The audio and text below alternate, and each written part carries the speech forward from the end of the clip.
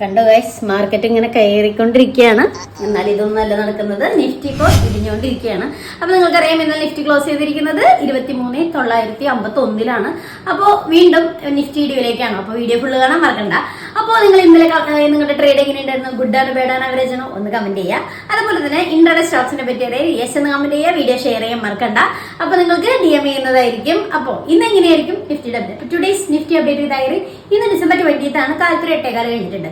അപ്പോൾ നിങ്ങൾക്കറിയാം, നിഫ്റ്റി ഇന്നലെ വീണ്ടും ആ ഒരു ക്രോസിംഗ് വന്നു. ഇനി ആ ഒരു 200 EMA എന്നുള്ള ആ ഒരു ട്രിഗർ 23,825 എന്നുള്ള ആ ഒരു ട്രിഗർ കഴിയുകയാണെങ്കിൽ, അല്ലെങ്കിൽ അത് ക്രോസ് ചെയ്യുകയാണെങ്കിൽ വീണ്ടും 23,700 ആ റേഞ്ചിലേക്ക് എത്താൻ സാധ്യതയുണ്ട്. അപ്പോൾ ശ്രദ്ധിക്കുക. അതുപോലെ റെസിസ്റ്റൻസ് വരാണെങ്കിൽ 24,000 കടന്ന് 24,200 വരെ പോകാനും സാധ്യതയുണ്ട്. അതുപോലെ 200 നെഗറ്റീവ് സ്റ്റാർട്ട് ആവാനാണ് സാധ്യത.